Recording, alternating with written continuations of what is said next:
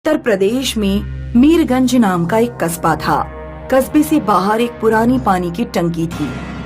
घनी झाड़ियों के बीच खड़ी उस टंकी के आसपास कोई नहीं जाता था।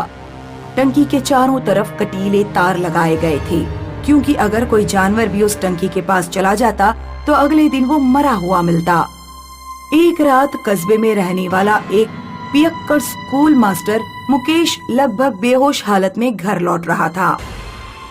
मुझे दुनिया वालों शराबी न समझो, मैं पीता नहीं हूँ, पिलाई गई है। आज मैं टंकी के ऊपर चढ़कर पार्टी करूंगा। मुकेश जमीन पर सरक कर कटीले तारों को पार कर गया और टंकी के ऊपर चढ़ने लगा। मुकेश जब टंकी के टॉप पर पहुंचा तो उसने देखा कि एक भयानक भूतनी कुल्हाड़ी लेकर खड़ी है। अगले दिन सुबह को कटीले तारों के पास लोगों की भीड़ लग गई। संजय नाम का एक लड़का भीड़ को चीरते हुए आगे गया। उसने देखा कि उसके पिता मुकेश की लाश पड़ी हुई है और मुकेश की गर्दन पर कुल्हाड़ी का बड़ा सा निशान है। मुकेश अपने घर पहुंचा और उसने आंखों में आंसू भरकर बुरी खबर अपनी माँ को सुनाई। अपने पिता का अंतिम संस्कार करके जब मुकेश घर लौटा तो अपनी माँ से बोला, मम्मी, जिसने भी पापा को मारा है मैं उसे जिंदा नहीं छोड़ूंगा।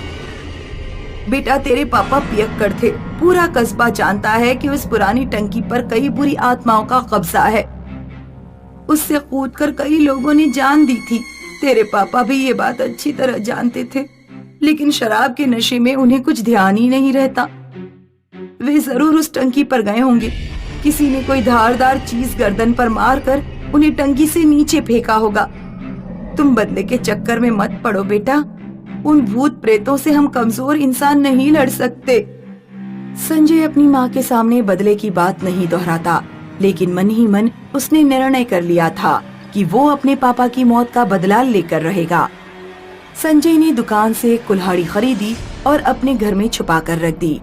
रात में जब उसकी माँ सो गई तो वो अपने बिस्तर से उठा और कुल्हाड़ी लेकर पुरानी टंकी की ओर चल दिया। पहले संजय ने कुल्हाड़ी से कटीले तारों को काटकर उसमें एक बड़ा छेद किया। उसने छेद से एक टांग अंदर रखी ही थी कि वहाँ दो चुड़ैलें आ गईं। बाप तो मरा ही, अब बेटा भी मरेगा। एक चुड़ैल ने तारों के अंदर से संजय की टांग पकड़ ली और दूसरी ने बाहर से। फिर वे दोनों संजय की टांगे पकड़कर खींचने लगी। आ, आ, आ, आ! मारने से पहले तेरी टांगे चीर डालूंगी। संजय बुरी तरह दर्द से चिल्ला रहा था। वो कटीले तारों के बीच में फंसा हुआ था। उसे समझ नहीं आता कि वो क्या करें। उधर संजय की माँ की आंख खुल गई। उसे कहीं दूर से चीखने की आवाज आ रही थी। उसने देखा कि संजय अपने बिस्तर पर नहीं है। संजय की माँ समझ गई कि ये संजय के ही चीखने की आवाज है। उसने एक मशाल जलाई और टंकी की तरफ दौड़ी। जब चुड़ैलों ने किसी को आग लेकर आते देखा तो वे संजय को छोड़कर गायब हो गई। ये तूने अपना क्या हाल बना लिया बेटा। मैंने मना किया था ना कि उस बुरी आत्माओं से तू अकेला नहीं लड़ पाएगा। मुझे कुछ नहीं हुआ है, मैं बिल्कुल ठीक हूँ। चल बेटा, घर चल। नहीं मम्मी, आज चुड़ैल को मारे बिना मैं घर नहीं जाऊंगा। संजय की माँ ने संजय को मनाने की बहुत कोशिश की, लेकिन संजय नहीं माना। ठीक है, तुझे टंकी पर जाना ही है तो मैं भी तेरे साथ चलूंगी। कुल्हाड़ी और मशाल लेकर संजय और उसकी माँ ने टंकी की सीढ़ियों पर चढ़ना शुरू किया। अचानक सीढ़ियों पर एक भूतनी आ गई और संजय की माँ का पैर खींचकर उसे सीढ़ियों से नीचे ले जाने लगी। संजय ने सीधे कुल्हाड़ी फेंक कर मारी और भूतनी की गर्दन अलग कर दी। भूतनी का धड़ सीढ़ियों पर पड़ा रहा और सिर दूर जमीन पर जा गिरा। संजय ने माँ को उठाया और फिर वे दोनों आगे चलने लगे। उधर भूतनी का धड़ सीढ़ियों से उतरकर नीचे अपने सिर के पास आ गया और उसने जमीन से उठाकर अपनी खोपड़ी वापस लगा ली। उधर संजय और संजय की माँ टंकी के टॉप पर पहुँचे, जहाँ एक चुड़ैल कुल्हाड़ी लिए पहले ही खड़ी थी।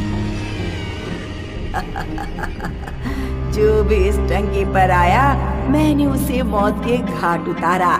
अपनी मौत के बाद तुम दोनों भी मेरी तरह भूत बन जाओगे। चुड़ैल ने कुल्हाड़ी से संजय पर हमला किया, लेकिन संजय ने चुड़ैल का हाथ पकड़ा और अपनी कुल्हाड़ी से उसका हाथ काट दिया। फिर संजय की माँ ने मशाल से चुड़ैल में आग लगा दी। चुड़ैल चीखते हुए मरने लगी।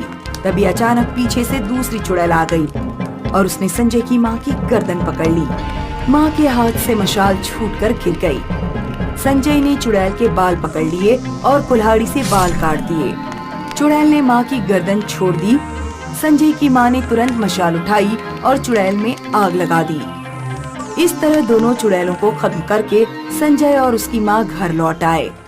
अगले दिन उन्होंने लोगों से कहा, अब टंकी के पास जो जाना चाहे जा सकता है।